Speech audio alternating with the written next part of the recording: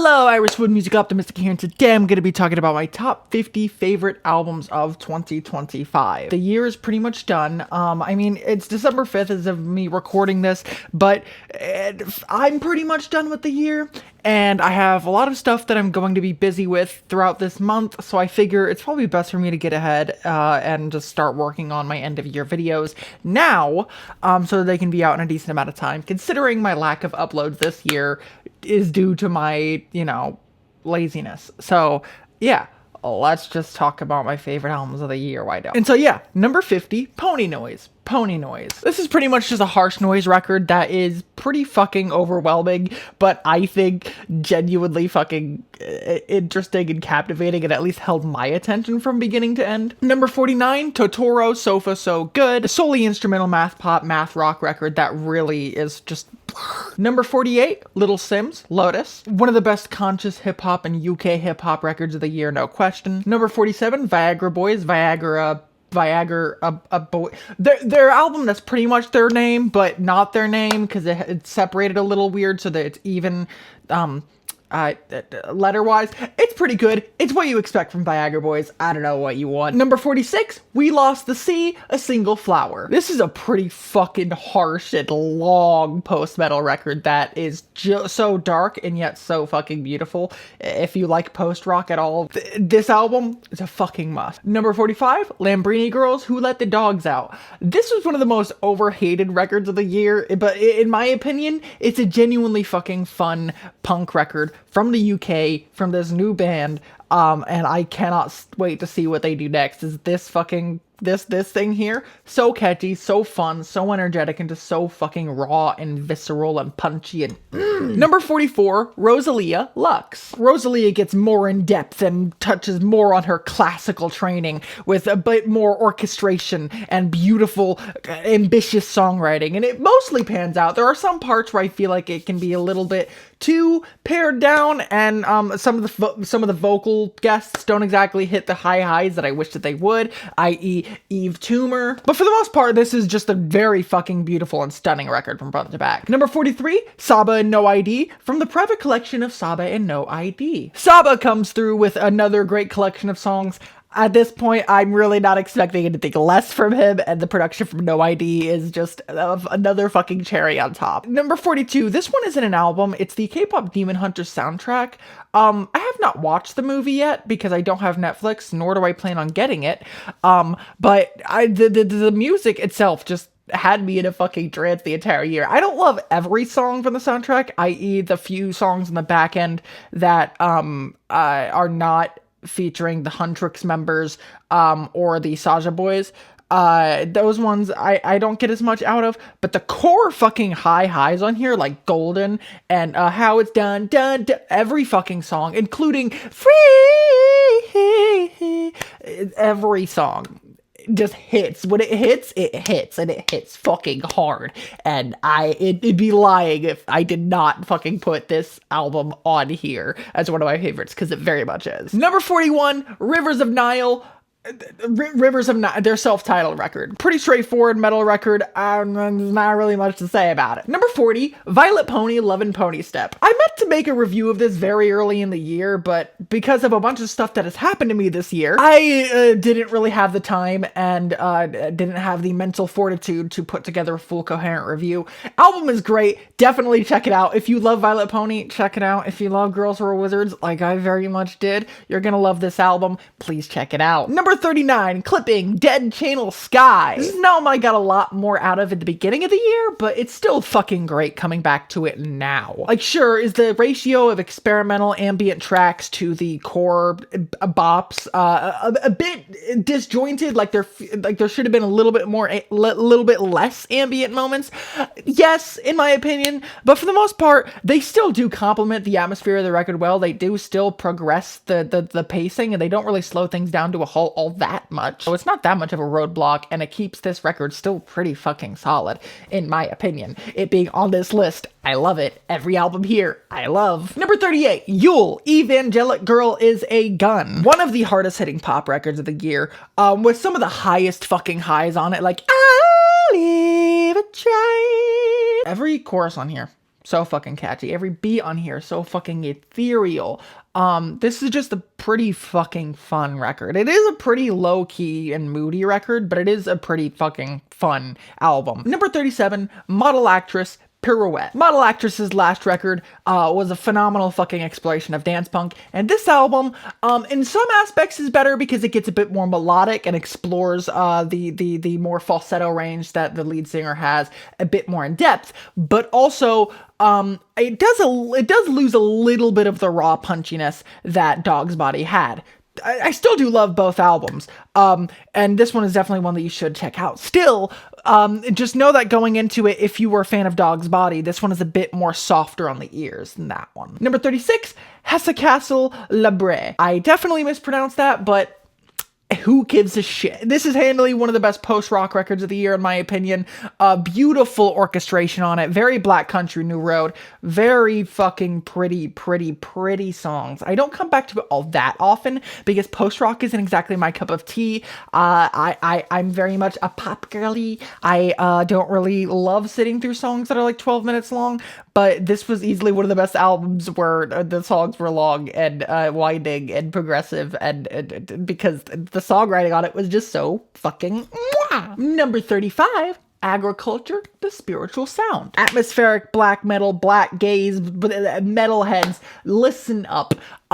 If you love Deafheaven, listen to this.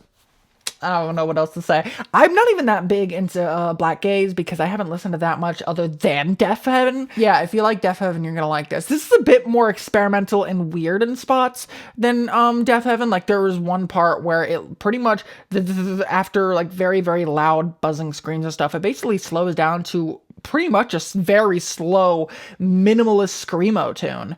But then it builds back up into this massive fucking wall of noise, and it's just genuinely incredible. Fucking great album. Number 34, Smekra. Smekra with Rise Guard. Look, I don't fucking know. Do you remember that Hoplites record from last year? This is the same artist. And yeah, this album, even better than that last album last year. I told you guys, watch out for this fucker, and you should have been watching out because this album's incredible. It's not the exact same black metal sound that he was going for in the last one. This one is a bit more straightforward than the last record, but I think the more straightforward and punchy nature does give it a stronger edge to make it a bit more widely appealing than last record. Because the Hoplites Power Numenal record was fucking incredible. But I can't really see it appealing outside of hardcore black metal fans or hardcore metal fans in the first place, because the songs are so goddamn long and dense and very samey, I guess you could say, and experimental. But this one, taking what worked about that and trimming it down to its best elements, damn fucking good album. Number 33, Low Roar, House in the Woods. This album had me in a chokehold in the first half of the year, it being a very bleak year, you could say, for me. And so this very almost Radiohead inspired piano balladry on this album with its minimalist approach, except for on the first couple tracks, it is a bit more maximalist, but it very much fades out to be very fucking minimal with pretty much just piano and some vocal effects on their stuff every now and then. It's a very pretty album, atmospheric album. If you want something that just feels like taking a vacation in your own brain, or swimming through depression or sadness or whatever oblique feelings you are feeling, this one is definitely one, and I love it, and it's good. Number 32, Teen Mortgage, Devil Ultrasonic Dream. Banger. Yeah, that's pretty much all I have to say.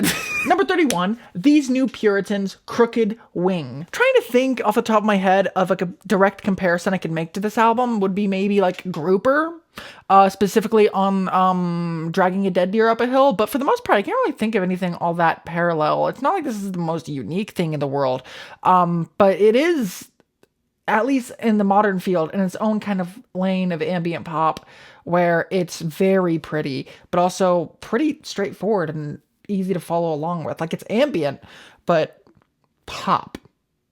ambient pop is already a thing, but I feel like this is the most pop ambient pop you could get. You know what I'm trying to say? You should know what I'm trying to say. You can understand. Number 30, Claire Rousay, A Little Death. One of the best ambient albums of the year. Just a pretty straightforward 20-something, 30 minutes on here of just pretty little ambient tunes. A couple little vocal snippets here and then as an interlude, but this thing just warps you to another fucking galaxy. Just, Number 29, Iku the Kid, Hitokiri Volume 3. Easily one of the most fucking underrated rap records of the year. And I can kind of understand why, because I don't like rap that's not in English. Well then, fuck you, kill yourself. Because not only are the flows on here incredible, but the beats on here are incredible. The vocals on here are incredible. Like, sure, even if you can't understand what he's saying, you can still hear the passion in his voice. You can still feel the emotion coming through on his fucking rabid approach to sound on here. Like, there are some moments on here that remind me of XXXTentacion, moments on here that remind me of Joey Badass, moments on here that remind me of fucking Kendrick Lamar. There's just such a wide array of influences going into this rap record that I think easily makes it a contender for rap album of the year. It's not gonna get that much of acclaim or that much wide appeal or whatever, I guess. Fuck you, but like, listen to it. It's good.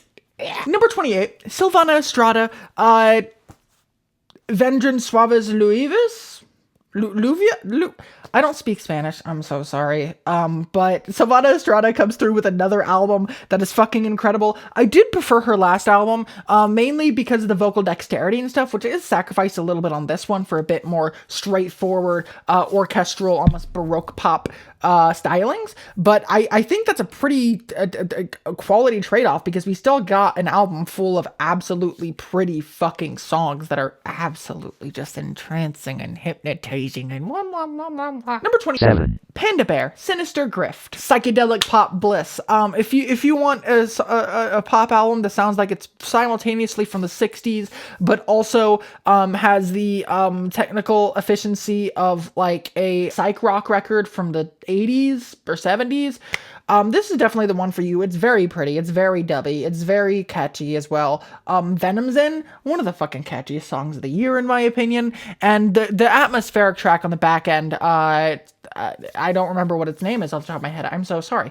But it's genuinely one of the prettiest songs of the year, and a nice little breather before the very beautiful closer. Number 26, finishing off the bottom half of the list, Twice. Enemy. K-pop album of the year. Easy. Hands down. Sure, Strategy was a fucking great song, and maybe the project that is tied to is also great. I haven't heard it. But when I wanted to check out more from Twice, I decided to go with their most recent release as of me deciding to check them out, and that was Enemy. And oh my god, every song on here fucking goes. Sure, the intro track is a bit bubblegum and kind of put me off at first, but the rest of the album, even that song has grown on me a bit, but the rest of the album is just hard-hitting fucking pop rock, J-pop, K-pop, because apparently they do both J and K-pop. I feel like this album has more J-pop leanings. Every song on here is a fucking bop. The title track, Enemy, Fine, fucking One Day especially, please, if you loved K-pop Demon Hunters at all, check this out. If you love K-pop at all, check this out. Hell, if you love pop at all, check this out, because this is easily one of the fucking, has some of the highest highs all year, in my opinion, as well as some softer, more beautiful spots that are just straight up acoustic songs. But yeah, the pretty, better fucking listen, you stupid fucking idiot. All right, getting into the top half of the list, number 25, Whitechapel, Hymns in Dissonance. If you love your deathcore, this is very much a hit, in my opinion, for the genre this year, because it's just hard-hitting fucking bops from front to back, unrelenting fucking drops from front to back, and the closer is genuinely one of the harshest and cruelest songs of the year, maybe the decade so far. It's genuinely fucking punishing. Number 24, Skrillex. Fuck you, Skrillex. You think you're Andy Warhol, but you're not. Skrillex came back with a vengeance on this one. I loved Quest for Fire. I thought the other album that came with it too, Don't Get Close or whatever, was still pretty quality. This album is just it's just capitalizing on that Quest for Fire fucking fire strategy, and it just goes way harder, reverting back to a lot of the early 2010s dubstep aesthetics he was known for, except splicing down the song lengths really small, and this album really functioning more as a DJ set than an album with a billion different collaborators and every song kind of just flowing into each other. Every fucking song is great on here. There's some moments on here that made me physically laugh out loud, moments on here that literally blew my fucking mind when I was listening. This album is just so... It's good. It's good. Number 23, Bon Iver, Sable Fable. Ah, what a pretty, transcendent, meditative, gorgeous, happy listen. The only other album that I've heard from Bon Iver so far is his 22 A Million record, which is very opposite of this, very bleak, very depressive, very moody. And this album is pretty much just him taking his antidepressants, realizing, hey, the sun is shining, the birds are chirping, everything's good. There's really no need to kill myself anymore because life is good. And that's pretty much what the album sounds like. The touches from Dijon and the other vocal guests he brings on are genuinely fucking pretty, beautiful, transcendent. And of course, you can't forget that there's technically two separate albums. The first half being an EP that it released last year, which is like 4 or 5 tracks or whatever. Very pretty, like indie folk tunes. And then the second half is really where it goes into that pop soul bliss. It's just... Number 22, Frankie and the Witch Fingers, trash classic, fucking banger. One of the best dance punk records of the decade, one of the best dance punk records of the year, hands down. Catchy ass songs from front to back.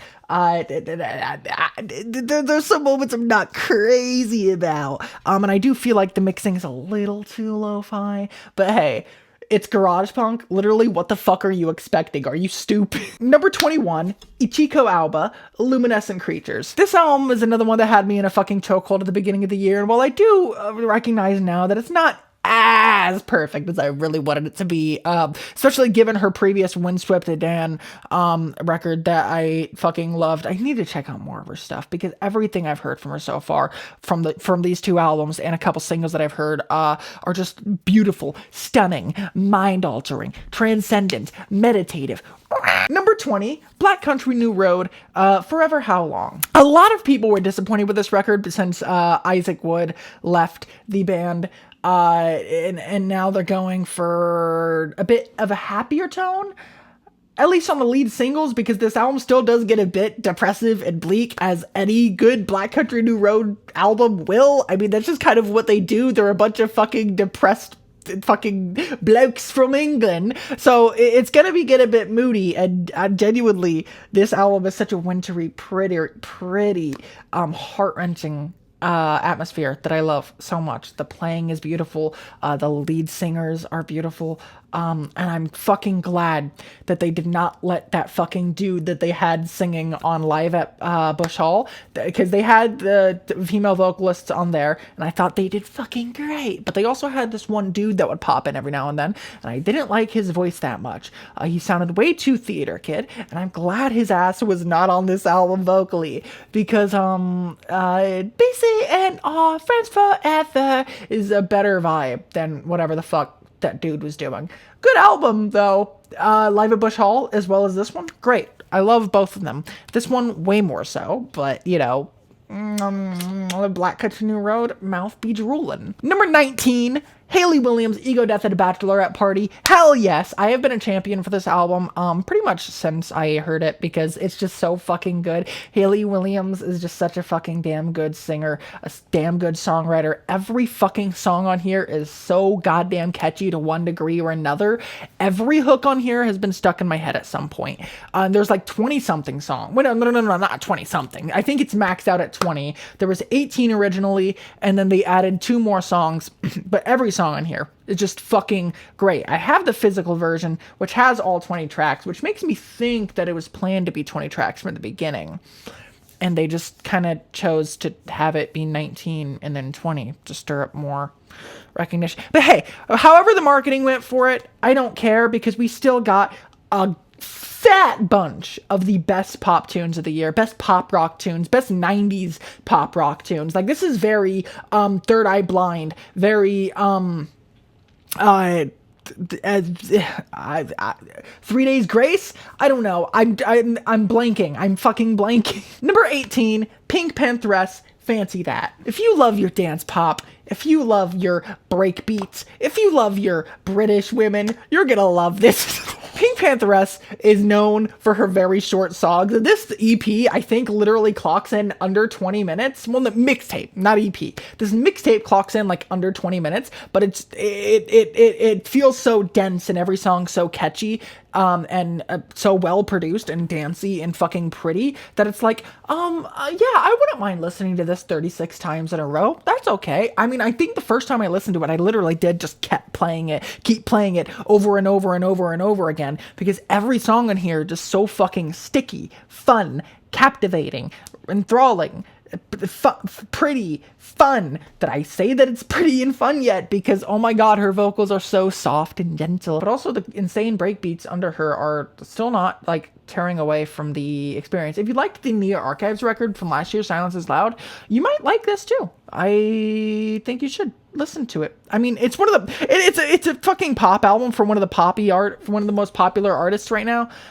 If you haven't heard it, I mean, that's kind of on you. I don't know what to tell you. Number 17, Ashnikko, Smoochies. When I listened to this album, I thought about just stopping my listening for the year, because it was so fucking good that it's like, yeah, we can just stop here. I don't think anything else is gonna make the cut. But because to be fair, I never finish a listen list for a year. Ever. Not once have I done it. I just kind of stop at a point because I decide, yeah, I'm not really interested enough in the rest of it, so I'll just stop here. And I had the feeling to do it here, but I did keep listening to a couple more. I am done with the list now, hence me making this video, but this album, with its fucking sticky choruses, its fucking great beats, its fucking catchy-ass, fun-ass vibe, Ashnikko is just so goddamn fun and awesome and cool and pretty. I don't love that the album gets a bit more sentimental and emotional in the last two tracks, because I don't think that's what the album needed, especially Baby Teeth,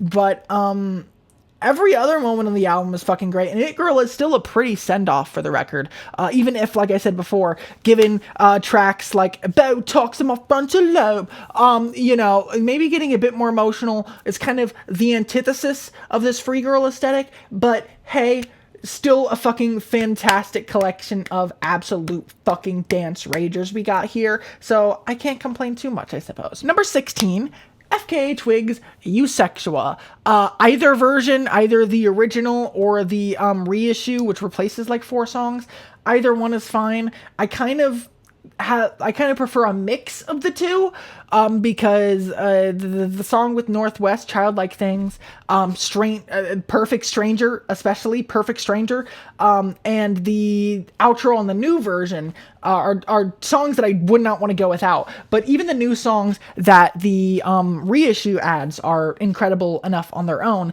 that it's kind of like a toss-up between the two. They're pretty much equal in quality. The only tracks that I'm really not crazy about on either one is the one that replaces Perfect Stranger, which I think is literally just called Perfect, and the closer on the original version, Wanderlust, primarily just because that one does feel a bit less structured than everything else on here. And this album, Eusexual, it's imagine LP1 era Twigs, with the very spacey, atmospheric Arca production, but take that aesthetic and filter it through like German rave, and you get pretty much the vibe of this album. A very sleepy, nocturnal rave where everything is very subdued, emotional, atmospheric, pretty. And Twigs' trademark just croons, and the soft, gentle voice just lulls you into this deep hypnotic state where it's just I love this album. Number 15, Tropical Thuckstorm, Fairyland Codex. I had no idea what to expect going into this record after Fantano gave it a 9 out of 10. I mean, I know it would be depressing, and it very much is, but given the name Tropical Thuckstorm, fuck, I've always expected something a bit more punchy, and maybe a prior record would have, but this album is just so goddamn despondent and depressing, and almost feels like slowly banging your head into a wall as you slowly lose the frontal skull part in here, and it just kind of caves in, and as you keep banging your head, like colors and stuff flash, and you at a point you just stop feeling pain anymore. You just stop feeling anything because nothing hurts anymore because everything hurts. You know what I'm trying to say? It's a very despondent, depressing album, but the songwriting on here is still very fucking gut-punchingly beautiful, that it doesn't get too uncomfortable, and it doesn't get too much to the point where I need to like stop and go outside for a minute.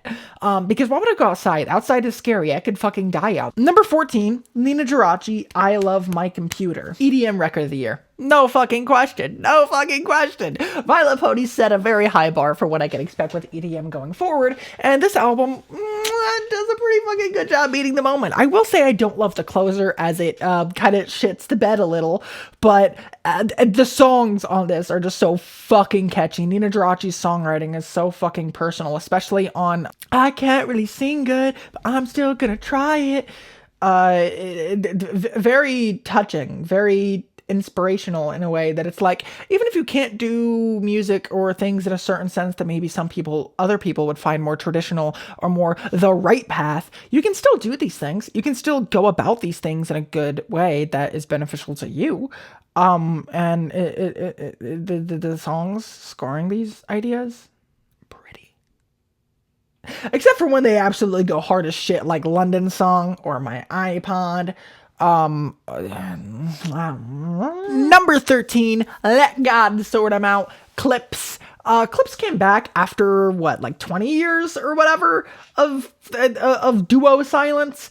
And yeah, it's pretty fucking incredible. I've not heard any other Clips album so far. I've heard some of their bigger hits, of course, because how could I not have heard some of their bigger hits? But I haven't listened to a full album, and I definitely fucking should after this one, because it's easily one of the hardest hitting albums of the year. The bars on it are fucking incredible, and the production from Pharrell Williams is just so goddamn good. And the vocal contributions from Tyler, the Creator, Kendrick Lamar are just so this album's just so good, and I fucking love the cover art too. I know some people didn't love the cover art, the very pink skeleton cover art.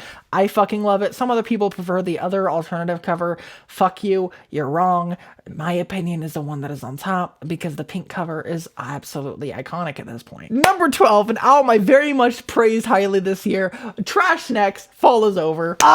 Easily one of the fucking prettiest indie folk adjacent records that I've heard this year, this decade, really. It's just so fucking meditative and pretty, and I will say some of the vocals, again, I think I said in my review, maybe it could be a bit more fleshed out, but it's not really an issue. It doesn't get in the way at all. The songs on here are still so fucking pretty and encapsulating, and still bring me to tears at some point, like Dreamcast. It's just I even showed this album to my friends, and they seemed to like it, despite them not really liking half the shit that I listened to. I mean, I'm not gonna put on like fucking what's a weird, I'm not gonna put on a Whitechapel album for them, but I put on this one and I was like, maybe they'll like it, and they did, thankfully. Number 11, Backwash, Only Dust Remains. This is an album that I actually haven't listened to all that much, and that's primarily for one reason. It's a lot. It is very heavy emotionally, but it is very fucking solid in its rapping, solid as fuck in its lyricism, excellent production, and the couple of guests that it has here and there are just absolutely fucking masterfully placed. That it really doesn't even feel like there are guests. It feels like it's just one person's ideas as they tell you about their traumas, their pain, their suicidal tendencies, their struggles of being a transgender woman in America, the struggles of fucking living now, and struggles that they have with God, with their self-image, with all this stuff. And like I said, It is a lot. It's fucking excellently penned, but it also hurts because it's so well penned that it feels almost like you are feeling these emotions through them. So it's not an album that I come back to all that often because, like I said, it's heavy, it's a lot, but it is so genuinely fucking well done that I'd feel like a piece of shit if I didn't include it very high up on this list, because it genuinely is one of the best albums of the year, hands down. One of the best rap albums of the year, hands down. Okay, top 10 time. Let's fucking go. Number 10. It's Psycho Frame. Psycho Frame. Salvation laughs in the face of a grieving mother. Yes. I don't think this album's gonna be for everyone. Not gonna lie. You can probably tell by the cover this may not be for you, but this album is some of the hardest hitting deathcore I have ever heard. Imagine Knocked Loose. You know their album from last year, You Won't Go Before You're Supposed to? Yeah, this album makes that one look like shit baby dumb pop music for stupid idiot babies who need their music soft and buttery because it'll hurt their ears too much. This is some of the hardest hitting, fastest, most guttural, most deathcore that I've ever fucking heard. It is so goddamn biting, so aggressive. Its critiques of Christianity and organized religion just fucking suffocating the poor. It's so fucking good. I literally cannot put it into words. It's just captivating from the very first fucking riffs to the blast beats to the fucking almost sudden end to the record. This thing is just a nonstop whirlwind that does not let up from beginning to end, and it is very much an experience that I could not get enough of this year. Number 9, Quadeca, Vanisher, Horizon Scraper. On the other end of intensity, we have this beautiful art pop, baroque pop, experimental hip hop, and like one spot thunder album from Quadeca, Vanisher, Horizon Scraper, his long-awaited follow-up to 2022's I Didn't Mean to Haunt You. While we did get Scrapyard last year, that was more of a mixtape that was literally just scraps from this album, or what was going to be this album. And yeah, this album is pretty fucking incredible. His vocals are pretty, his songwriting is pretty, everything is pretty. If you like Quadeca, you're gonna like this. It's pretty much everything that made I Didn't Mean to Haunt You great, but just updated. I will say it does get a bit bloated at some points. Like, I do think the intro track could have been trimmed down a little. There are some moments here or there that I feel like it could use some trimming, but for the most part, it is just so goddamn pretty, and the pacing of the record is so incredible, and the progression, and the contributions from Maruja. It's a Spanish word for house or whatever, or family, or housewife. What does Maruja mean? Maruja is a housewife who extends her days doing nothing but house chores and blah, blah, blah. So it's kind of a mean term, but I've only ever heard people call them Maruja. So I guess we're calling him Maruja. So Maruja's contributions on this album are pretty great and help progress the story excellently. Why are we talking about Maruja? They're not even on the list yet. Number 8, Haningbana, Soft Spot. Punk album of the year. I don't even remember if there are more punk albums on the list higher up. I don't think there are, but even if there are, this is punk album of the year. Sure, it's more noise rock or whatever, but it's a post-hardcore record. It's fucking loud. It is intense. It is visceral. It is angry. It is aggressive. It is so fucking punchy and yet so goddamn catchy. There are so many hooks on here that, despite not knowing the words, because this is in Norwegian, I think. Incredible album, catchy ass album, sticky ass album, punchy ass album, and there are some moments on here that are, I would say, not that outside normal rock standards as far as catchiness goes. Like, track 4, where it pretty much sounds almost entirely like a Strokes song, but like as loud as you can make it. God Gut, pretty fucking great. Also, Baby Heute ist mein Tag, incredible. I'm out of words to say for this album, so we're just gonna move on. Number 7, Deafheaven, Lonely People with Power. Deafheaven made their grand comeback this year, and it's not like they were gone. They were still making music, but let's just pretend they were gone, because I haven't listened to anything other than Deafheaven's Sunbather in 2013. So From 2013 to now, they released nothing. And this album pretty much takes the formula from Sunbather, but loudens it. And it gets even slightly less gazy, as you just get straight up black metal on some moments here that are just... Number 6, Maruja. Pain to Power. Maruja made their formal full-length debut this year with this very highly anticipated album, which is fucking incredible. They go on a more rap rock approach on some tracks here, which I guess surprised some people, but I mean, that's pretty much what The Invisible Man and Zeitgeist were. Like, if those aren't bordering on rap rock, I don't know what the fuck you're talking about. Post-punk, at least their strain of it, kind of borders on that because it's pretty much just spoken word poetry, very fast spoken word poetry at that, over blazing fucking rock riffs, and that's what this album is, and it fucking kills it from front to back. Even the more melodic passages kill it from front to back. I will say one of the biggest gripes that I have with the record is that the sax playing can get kind of incessant because the dude on the sax will hit the same lick over and over and over and over and over and over and over and over, but it's still fucking incredible, and it's so goddamn good, and so, Alright, top 5 of the year. Best albums. Let's fucking go. Number 5, Jane Remover, Revenge Seekers. I've seen a lot of people categorizing this as a rap album. And while it does have rap elements, no, this is not a rap album. Please stop saying that it is. Sure, JR, that closes off the album, can be tangentially described as rage. But, like, and there's, like, a Danny Brown feature, but, like, for the most part, this album I would explain more as, like, digicore, an offshoot of hyperpop, experimental pop, fucking loud-ass electronic dance music. It's just, like, it's not rap. I don't want to make that what I talk about with this album, because trust me, the hooks on here could kill God. Fucking Dream Flasher, Dancing with Your Eyes Closed, the track with Danny Brown, the intro, Turn Up or Die, the second chorus of that literally melts my goddamn brain and feels like that I'm glitching through the fucking universe and being shot up to heaven every time that I hear it. Never fucking fails to. I love that every chorus on that song sounds pretty much different from one another as the beat progresses and progresses and progresses. It's just such a fucking pretty song. But yeah, unfortunately, people have been categorizing this as one of the best experimental hip-hop records of the year, which it's not. It's not really a rap album.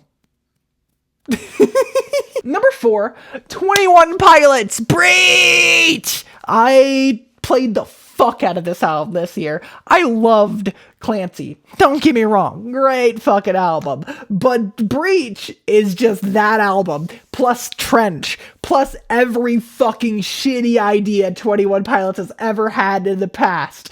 And just put into one blender and just... until we get the best fucking songs that they've ever made with the highest fucking vocals, the widest fucking production. Like the scale of this album is like that of the Crusades. I swear to God, it feels like oh my God, it's like the end of the saga. It is like Clancy is fighting Dima for good or something.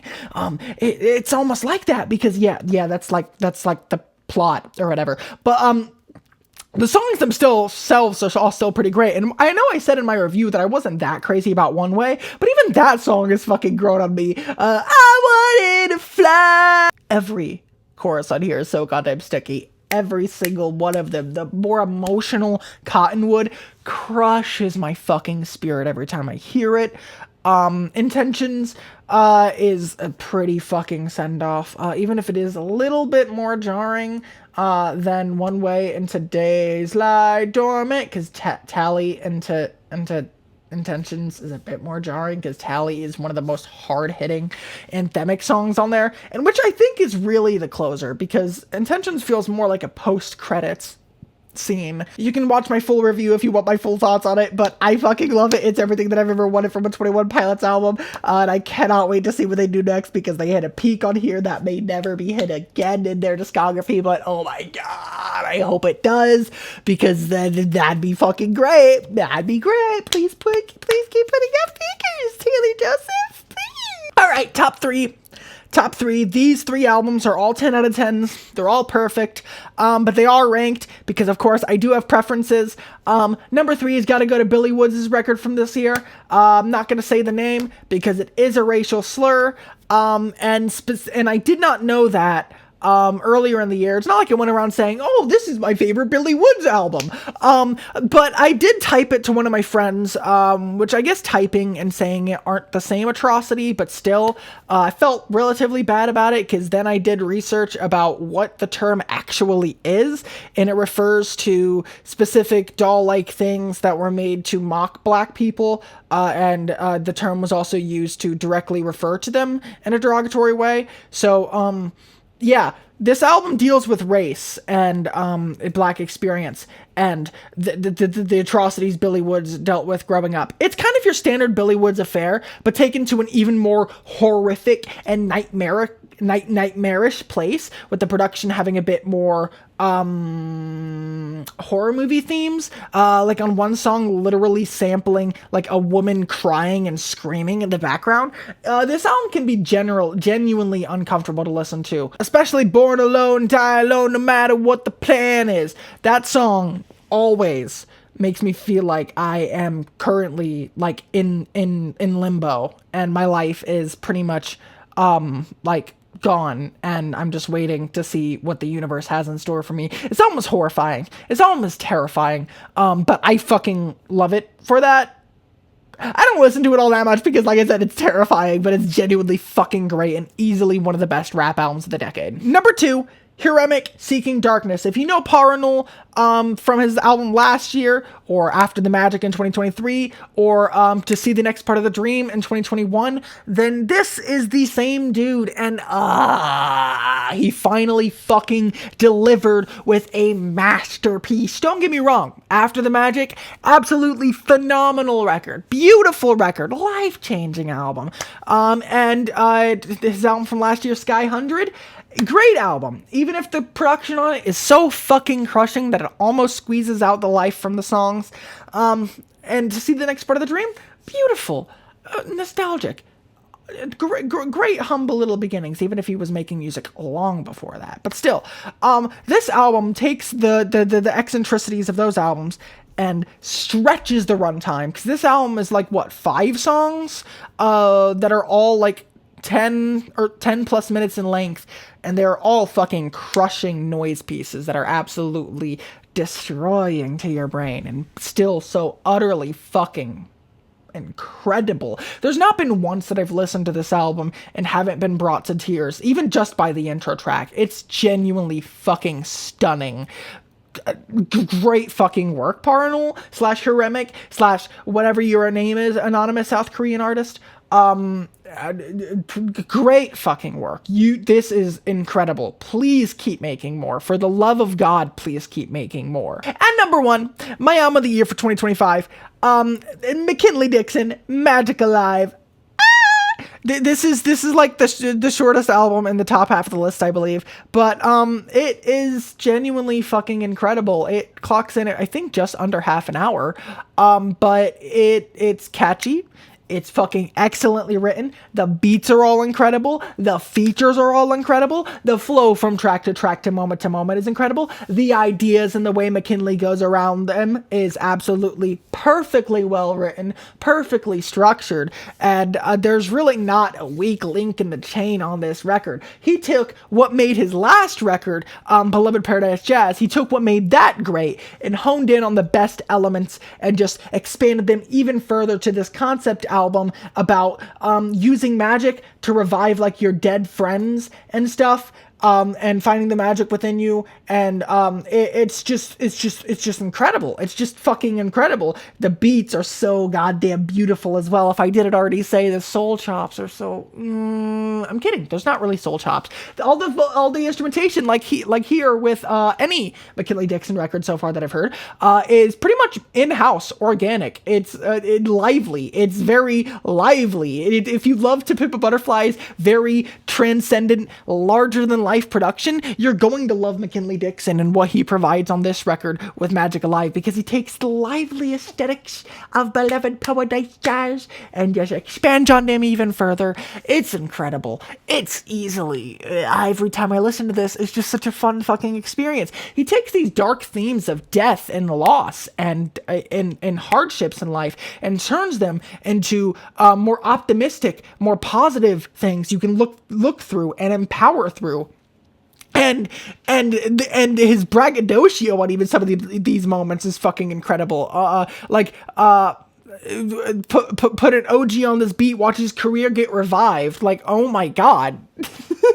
Yeah, easily the best album of the year. One of the best albums of the decade, hands down. And yeah, 2025, great year for music. Not a good year for me. But hey, 2026 can only get better, right? Let's not fucking jinx it. All right, that is pretty much all I have to say. Bye.